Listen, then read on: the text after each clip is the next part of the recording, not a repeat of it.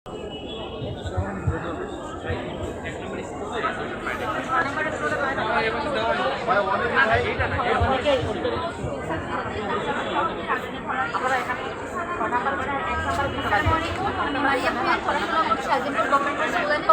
শ্রেণীতে আমাদের যে প্রজেক্ট আমাদের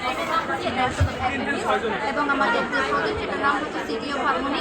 সিটি অফ হারমোনি হচ্ছে এমন একটা সিটি যেটাতে হচ্ছে পরিবেশের সাথে সম্পর্ক রেখে পরিবেশ কিন্তু দূষণ না করে একটা পরিবেশ দূষণমুক্ত পরিবেশ কীভাবে বাস্তবায়ন করা যায় সেটার একটা মডেল দাঁড় করিয়েছি।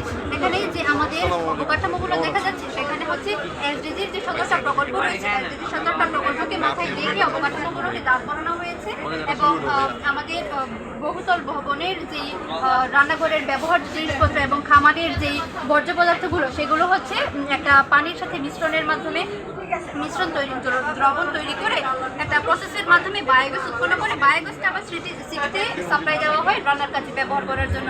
উৎপন্ন যে উচ্ছিষ্টতা থাকে সেটা হচ্ছে কৃষিকাজের মধ্যে ব্যবহার করা হয় এবং আমাদের পানি ব্যবস্থাপনার যে প্রকল্পটা রয়েছে সেটাতে হচ্ছে ব্যবহারের পরে যে পানিটা হয় এবং পয়েন্ট স্টেশনের পরে যে পানিটা হয় সেটা হচ্ছে পানি ব্যবস্থাপনার মাধ্যমে পিউরিফাই হয়ে তারপরে আবার সেটা সিটিতে সাপ্লাই দেওয়া হয় এবং আমাদের যে অন্যান্য আবর্জনাগুলো সেটা হচ্ছে যেমন প্লাস্টিক, অজৈব বর্জ্য এবং জৈব বর্জ্য।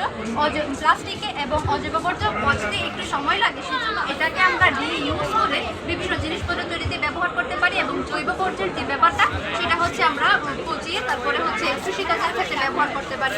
তারপরে আমাদের এইখানে যে একটা হাইওয়ে দেখা যাচ্ছে সেখানে যে আমাদের যানবাহনগুলো চলবে সেটা হচ্ছে বিদ্যুতের মাধ্যমে চলবে এবং ব্যাটারি চার্জের মাধ্যমে চলবে এবং এখানে একটা চার্জ স্টেশন রয়েছে। চার্জ স্টেশনে মনে গাড়িগুলো চার্জ দিতে হয় তারপরে হচ্ছে যাতায়াত করবে এবং হচ্ছে সিটি স্কুল যে রয়েছে সিটি স্কুলের ক্ষেত্রে হচ্ছে আমরা বাচ্চাদেরকে এভাবে পাঠদান করার ব্যবস্থা রাখবো যাতে এসডিজি সহ আরও উন্নয়নমূলক যে প্রকল্পগুলো রয়েছে সেগুলো শিক্ষাদান করে কীভাবে বাস্তবে সেটা রূপায়ণ করা যায় সেটা কীভাবে বাস্তবায়ন করা যায় সেটা শেখাবো। তারপর আমাদের সিটি হসপিটালের ক্ষেত্রে যে চিকিৎসাদান করা হয় সেটা রাখবো। আর আমাদের যে বর্জ্যগুলো হবে সেটা হচ্ছে বিভিন্ন প্রসেসের মাধ্যমে তারপরে যাতে আমরা এটাকে ব্যবহার করতে পারি সেই পর্যায়ে নিয়ে যাব।